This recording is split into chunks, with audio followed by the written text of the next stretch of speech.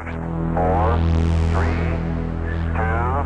1, 0, ignition, liftoff.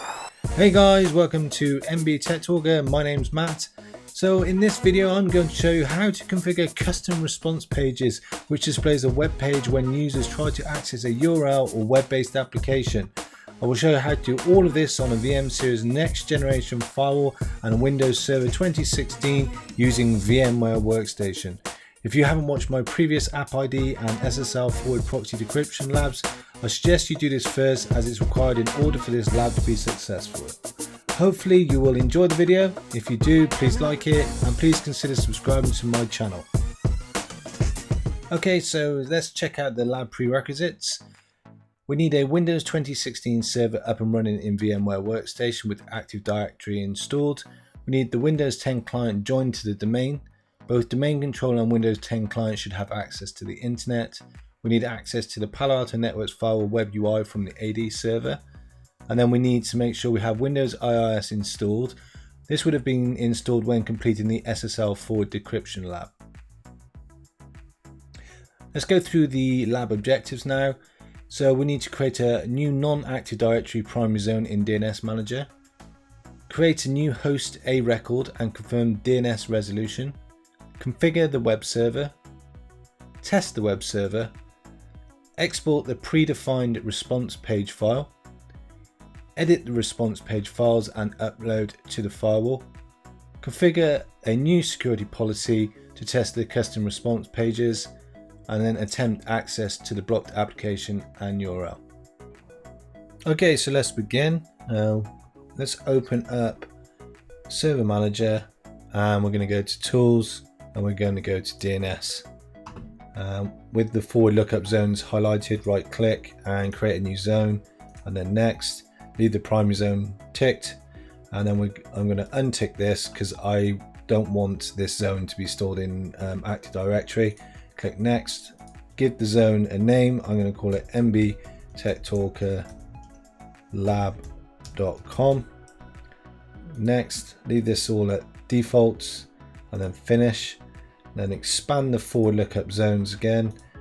Highlight your new zone, right click and then click on new host A record. This is going to be a www.site and then the IP address of the AD server, which is 10.4.4.100, and then click add host, click OK and done. Now we can open up a command prompt and just confirm we've got DNS resolution on the new zone. So ping www.mbtechtalkerlab.com. Perfect, so we've got DNS resolution. Now we can close the window and close DNS Manager and then we can go over to Tools.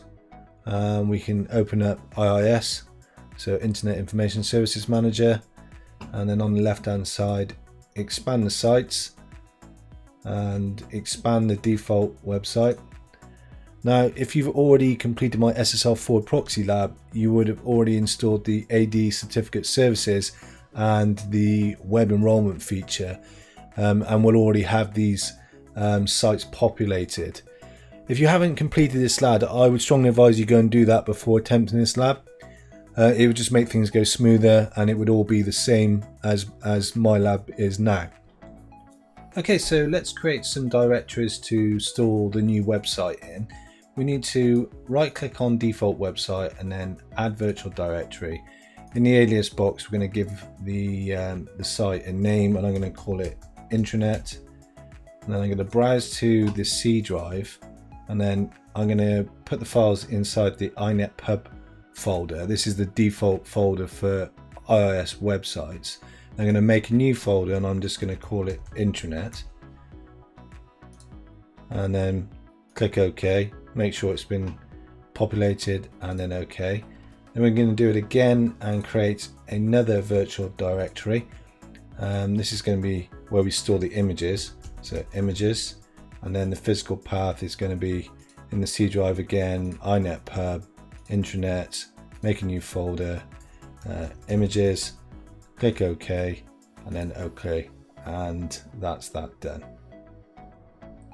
Now let's create a basic welcome page and store it in the intranet folder. So let's open up Notepad and just type welcome,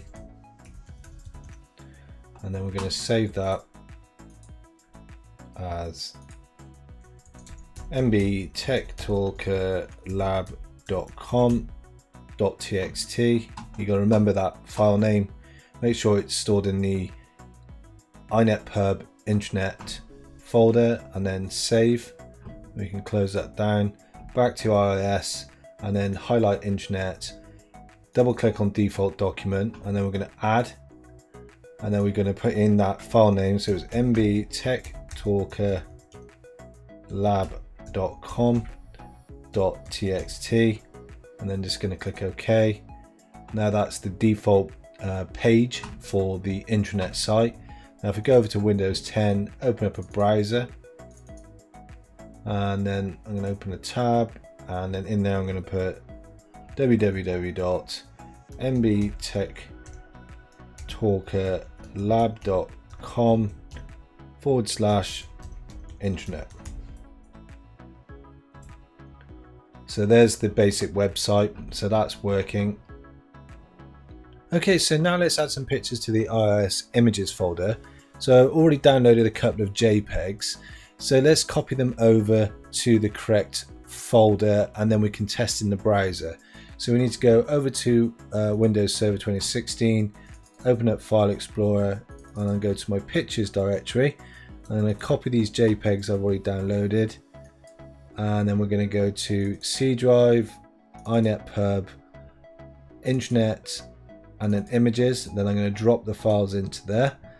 Now we can close that, and then back to Windows 10, and then the website address is going to be www.mbtechtalkerlab.com/internet/images we've got ironman.jpg, and that works brilliant. And then we've got another picture we can test, which is the Yoda picture. So Yoda, okay, that's working brilliant. So now that's all working, we can create custom response pages and reference whatever we host on the IIS web server. So let's go and hop over to the firewall and start configuring the response pages. Okay, so we're over at the firewall, so we need to click on the device tab, and then on the left hand side we're looking for response pages. Click on application block page, and then check the predefined and then export, and then we're going to save this with a different file name. We're going to put a -Yoda on the end, and then save to the desktop, close, and then we're going to do the same for URL filtering and category match block page. Again, tick the predefined and then export, and then we're going to save as Ironman on this one, so -Ironman, and then click save and close. So if we now go over to the desktop, and we're going to open up the application block page Yoda first. So I'm going to edit with Notepad.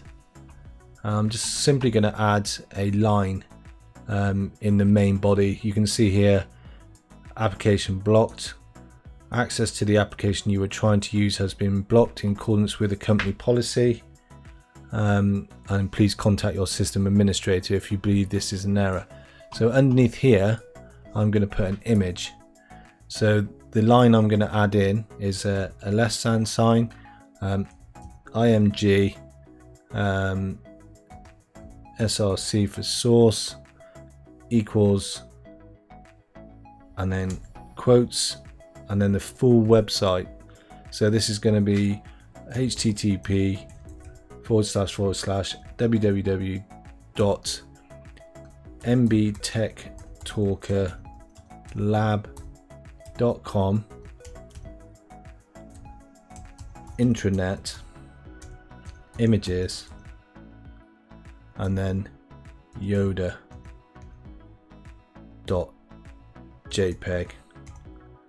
and then quotes and then the greater than sign, and then you can save that.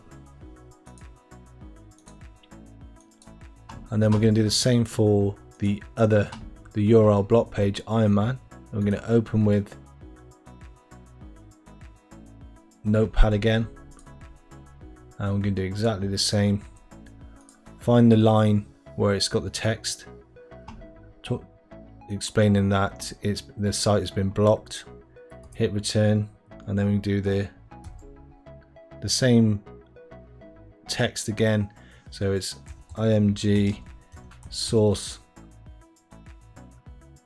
and then equals, and then it's going to be the website address again, http://www.mbtechtalkerlab.com intranet /ironman.jpg, and then the quotes and then the greater than. Close that down, and then we need to go back to the files, and we're going to need to change them into HTML files. So let's just rename these .html. Say yes, and the same for this one, .html. Okay, so these are now ready to be uploaded to the firewall. So if we close that and we go to application block page, we can now import, and we're going to browse to the file on our desktop. So the application block page was the Yoda one, so click OK, and that's uploaded. And then we'll do the same for the URL filtering and category match block page. So again, import and then browse, and then we're looking for the URL block page, and open, and then OK, and then close. So that's done. Now we can move on to configuring the policies. Okay, so let's create two new security policies. So under the policies tab, security, and then click add. The first policy is going to be to block apps, so let's call it block apps. Source will be the user zone. That's where the Windows 10 client resides. Now I've got user ID configured, so I'm going to add a domain user. So if I select that, and I should get a drop down, and I'm going to block Tony Stark, so T Stark. If you haven't completed the user ID agent lab, make sure you check it out so you can follow along in subsequent labs. I'll put a card above with the video details in it. So then we click on destination, and then we click add, and this is going to be the address that out towards the internet. The application, I'm going to choose Facebook. So just type in Facebook, and it's going to be Facebook base. Service is just going to be application default. Action setting is going to be deny, and click OK. Next, we're going to configure the URL filtering policy. This one is a bit more involved. I'm going to touch on this using a URL filtering security profile. However, I will go much deeper into the URL filtering and security profiles in separate videos, so watch out for them, and just make sure that you click the bell to receive notifications for any new videos that I upload to my channel. Okay, so let's go to objects, and then we're going to go down to security profiles on the left, and then we're going to look for URL filtering. You can see there's a default security profile, but you can't edit this one. So what we're going to do is we're going to highlight it, and then we're going to click clone, and then we're going to click OK. Then we're going to click on the cloned security profile, and then we're going to give it a name. So I'm going to call it block URL test. Then you can choose which URL categories that you want to block. So for ease, just for demonstration, I'm going to click on this down arrow. I'm going to set all actions to block. and then I'm going to click OK. Now we can create the last security policy. So if we go into the policy tab and then go to security and then add, and we're going to call this block URLs. Source is going to be the user zone. Source user is going to be Tony Stark. So we've got to delete this and find Tony. Destination is going to be the untrust zone. We're going to put the applications needed to browse the internet. So that's going to be web browsing, SSL,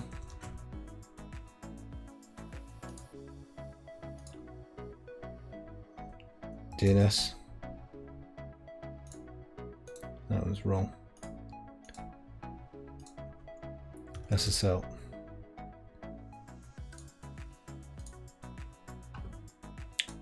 And then service URL, we're just going to leave at application default, and actions we're going to allow, and then we're going to choose a profile. So we can go to the URL filtering drop down, and then we can choose the block URL test security profile we created a moment ago, and then click OK. Then we're going to move these rules up to the top. So let's move this one up, and then the block URL up to the top. So those more specific rules come before the general internet traffic rule. Also, a really important configuration is you've got to make sure that your management profile allows response pages. So you need to make sure you've got a management profile assigned to the interface that is going to receive the response pages or give out the response pages to the users. So if you look at my interface 1/2, you can see under the advanced tab I have the internal ping web UI SSH response page management profile assigned. So you need to make sure that's done, otherwise it won't work. And then when you're happy, you can commit the changes.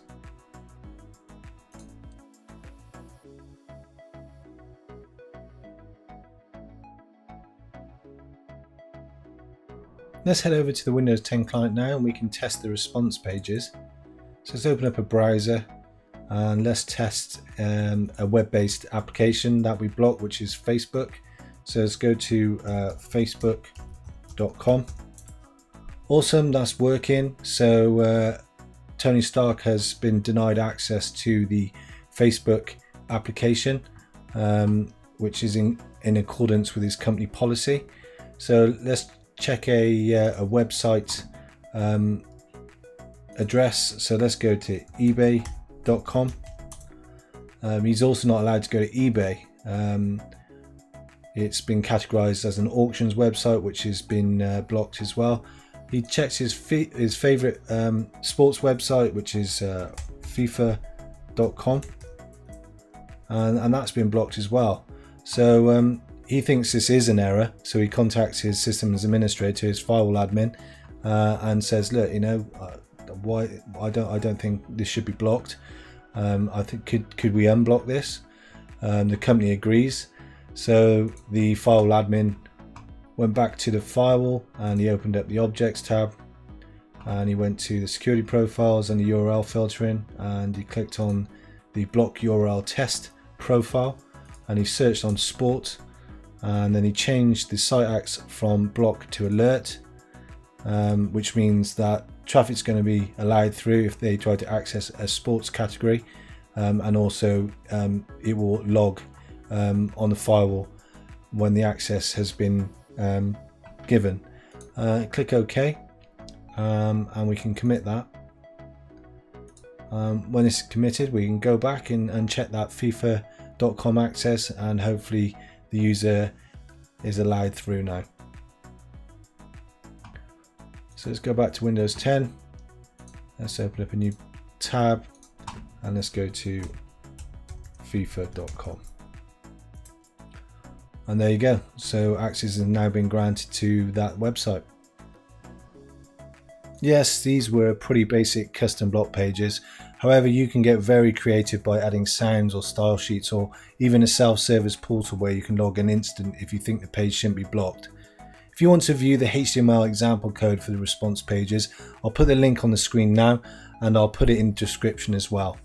Let me know in the comments if you have used this feature before, or even share some of your creative custom response pages. Well, that's the end of the lab. I hope you liked the video and found it useful. See you in the next one. Okay guys, that's it for today's video. Thanks for watching. Over the next coming weeks, I will be uploading more videos where I will be sharing more content about Palo Alto firewall features and technologies and how to configure them. If you like this video, I'm sure you know what to do by now, but just in case you don't, please hit that like button below and share with your friends, and be sure to hit that subscribe button and the bell to get notified every single time I post a new video. If you have any ideas of video content you want me to create, please put them in the comments below, as I would love to hear your feedback on any aspect of my channel. Please keep watching, and I will see you in the next video. Thanks.